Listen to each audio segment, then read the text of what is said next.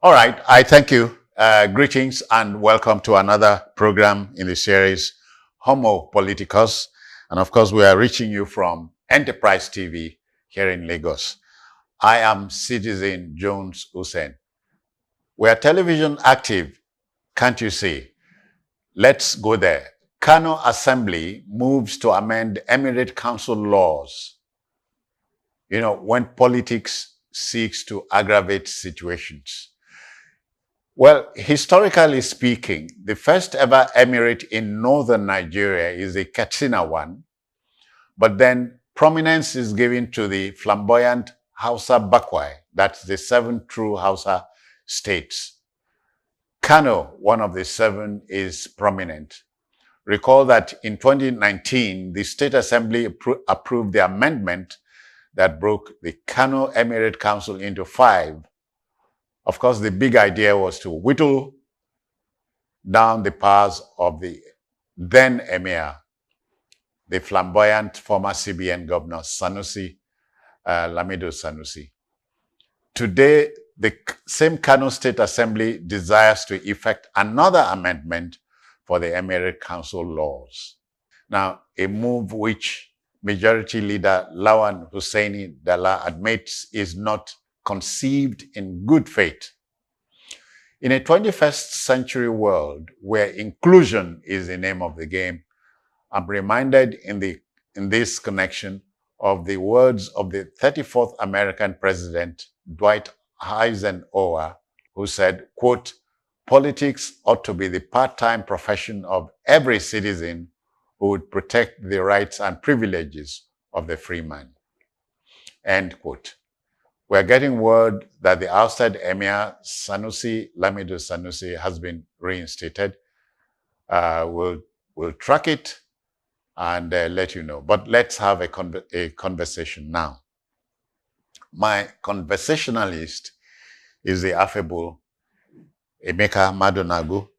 Emeka is a journalist and doubles as a public affairs analyst. Emeka, welcome. Yeah, glad to be here. Good day. Yeah, aren't you appalled that politicians will stoke a fire when there should be none? Well, If you understand what I mean. yeah, of course, that's to be expected because politics is about interest, and politicians would use every means possible to advance their interests. Too often, it is couched in the name the national interest. So it's the way, it's a kind of glasses they choose to use, whether recommended or not. And then even if it's recommended, depending on the situation recommended for. But you're advised never to throw stones if you wear them. Well, yes, if it is not necessary. Like in The Art of War by Sun Tzu, the book The Art of War by Sun Tzu, one of the rules, he says that you should know your enemy. And then another rule, never underestimate your enemy. Then bringing it to a topic. There's an expansion to that. When you fight an enemy with the same set of weapons, you lay yourself bare. Yeah, so a subset of it is what Robert Greene in his 48 Laws of Power. The first rule, he says never outshine the master. So I think law number 3 is don't raise your finger too soon. Too soon, yes. So all of this put together, capture. The story of SLS Sanusi Lamido Sanusi. I'm sorry, and his ascension and his dethronement by then Governor Umar Ganduje. These rules capture the entire story. For those who know about it. Well, I think Ganduje saw SLS more, if you permit me to use that, saw him more as a threat, and than an asset. So he chose to cut him to size, so to speak, and then kick him out of prominence. And if you permit me, it's said that SLS had actually lost the ambition to become the Emir of Kano. That he had said it for a long time. That his lifelong ambition is, to become the Emir of Kano. And he got that on a platter. So although he spent some years there, but Ganduje became a killjoy. However, it's looking like Ganduje is the one who has been thrust into the cold, and then Sanusi is being brought back into favor. Again, aren't you troubled that this same Kano that has produced the likes of the Talakawa King, Aminu Kano, what's the other flamboyant governor?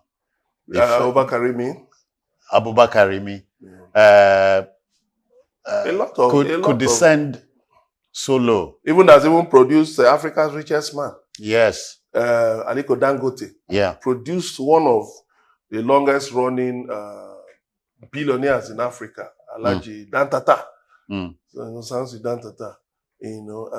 For whom top Nigerians genuflect, even including the president, Bola Tinubu, genuflected to him. And, some people were trying to make it a tribal affair. But I had to correct somebody today.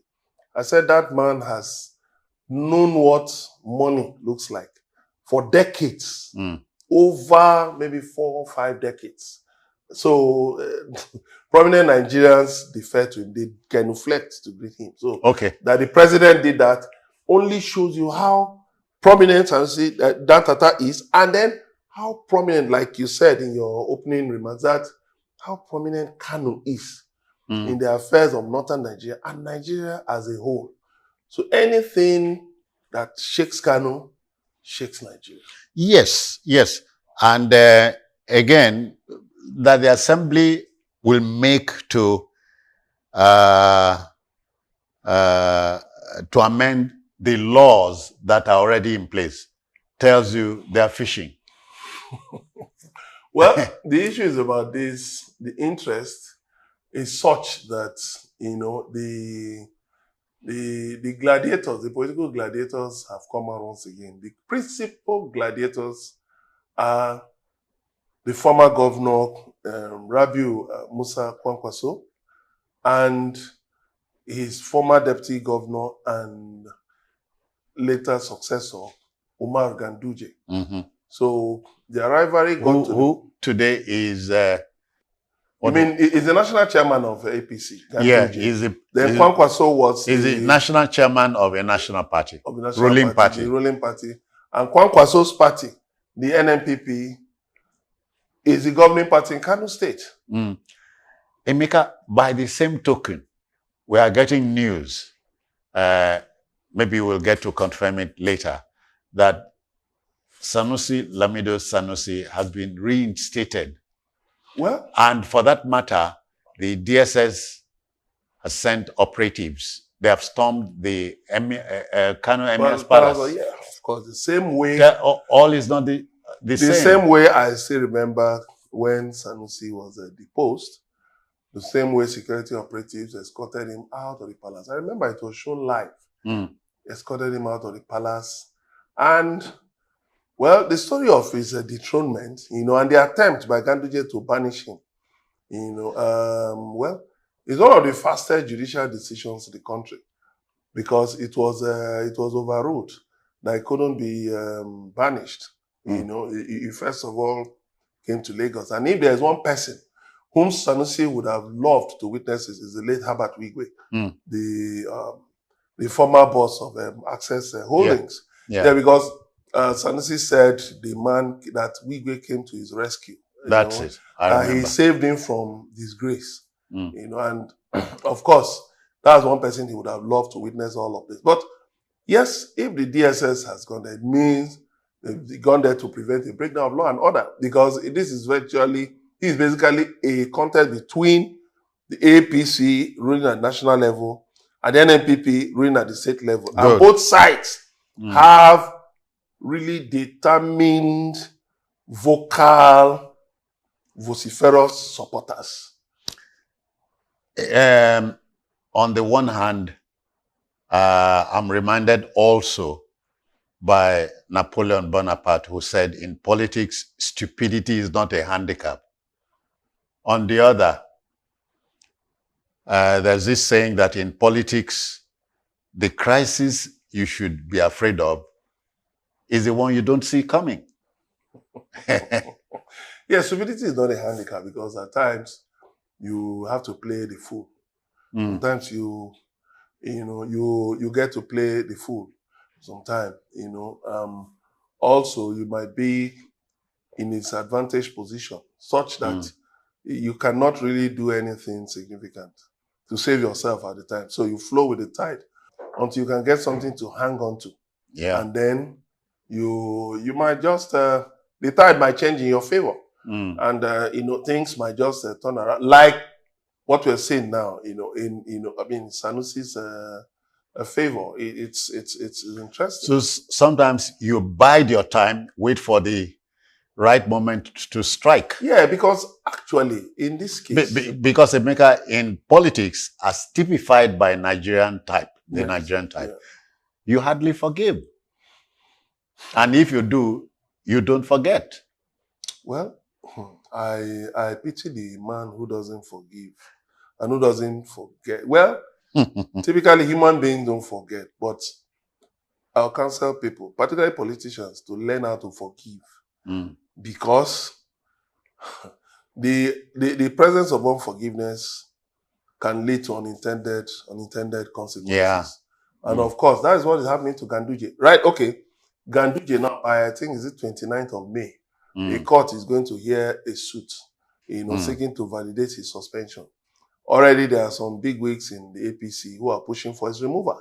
So at the same time, the man he took as his enemy unnecessarily, is coming back to prominence. He is being, there are determined moves to hand him out of power. So it's necessary for people to imbibe that quality of forgiveness. Emeka, if as it is being strongly rumored, Sanusi is returned to the Emirate as the Emir, do you see him fighting back? You mean Ganduje?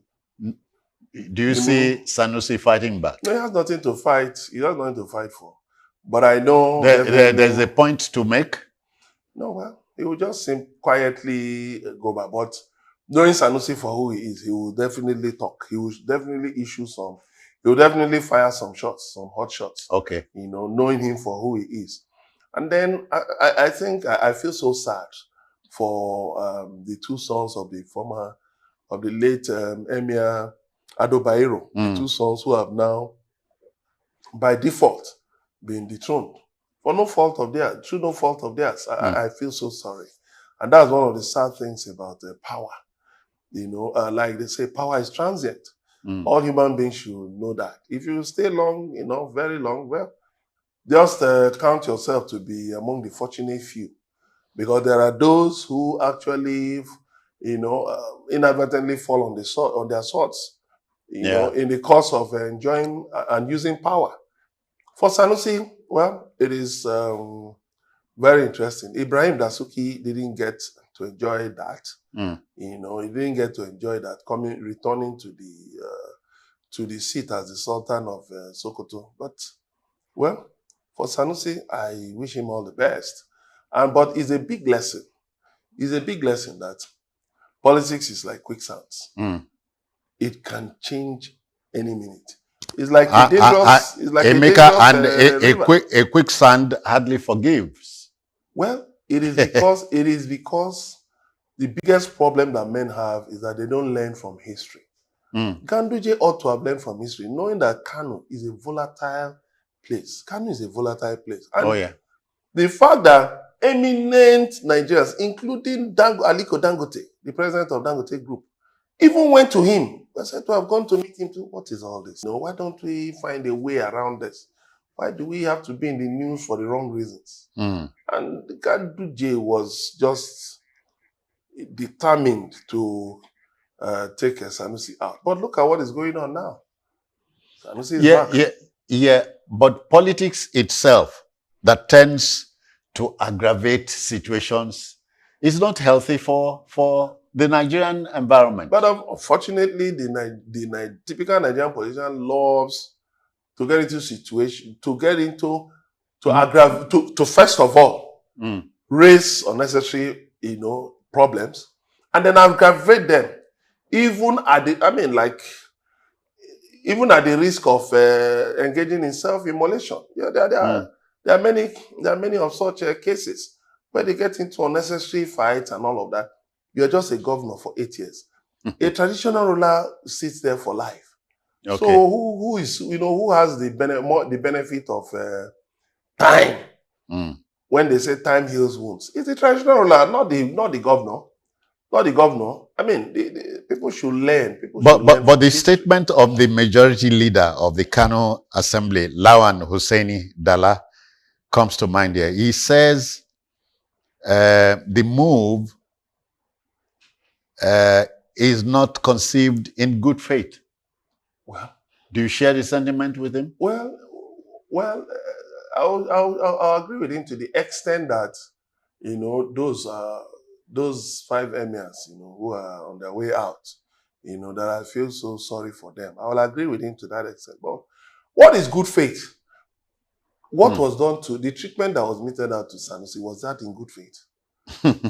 Was that in good faith? So when in trying to correct injustice, you must begin from where the rain beat you. We must know where the rain began to beat us. So you have to correct that injustice. Unfortunately, it now means injustice for 5 emirs who, sadly benefited from injustice. All right, so let's begin to take it home now. You admit Kano may not likely be the same again. No, they will still get over it, gradually. One interesting thing about Nigerian politicians is that they like to throw up storms, honestly. While they keep the people busy, they go behind and, clean glasses. They pop champagne bottles. Makes you think some of these shenanigans are deliberate. Very deliberate. Deliberately orchestrated. I mean, when you see politicians fighting, it's maybe because like I once said, the spoils of office have not been evenly shared. Maybe somebody got cheated somehow. So you see people fighting. My mind goes quickly to Cross River State that kicked its speaker yesterday. Saying he misappropriated funds. Oh, yeah. Did you just... In hardly 1 year. He has misappropriated funds. Did you just did you just get to know that he misappropriated funds, allegedly? I mean, you see, there will always be, governors have become emperors today. So they do Machiavellian. Machiavellian, they do things, they cause so many problems in their states. And their successors... damn consequences. Yeah, the damn consequences. You can even find out that, okay, look at what is happening in River State, between Wike and Fubara. You can see that, I've forgotten, is it Lord Acton who said power corrupts? Absolute power. But in Nigeria, whereas power corrupts, the fear of losing power is corrosive. But they must lose power. In fact, look at Nigeria today. But for the awesome powers enormous powers given to the president in the constitution, the governors are actually the rulers of Nigeria.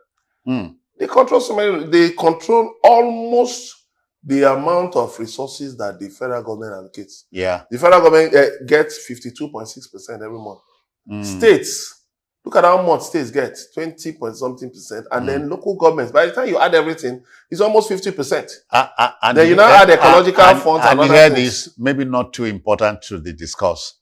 Whereas a governor can sign a death warrant. I was going there. A president can't. I was going there. A president can't. And there are other things that governors can do.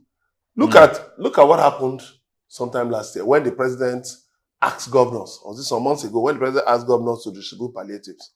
How many governors distributed the palliatives? They didn't care. They didn't care. All right. Emeka, we must apply the brakes here. But not before thanking you for your time. Thank you so much.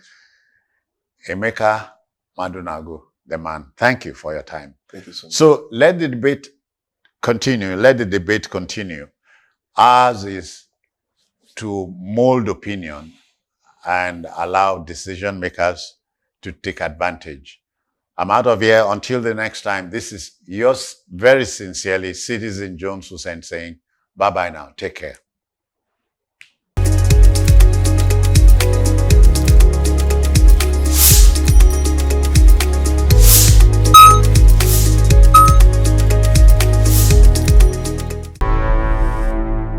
Enterprise TV, a tradition of truth.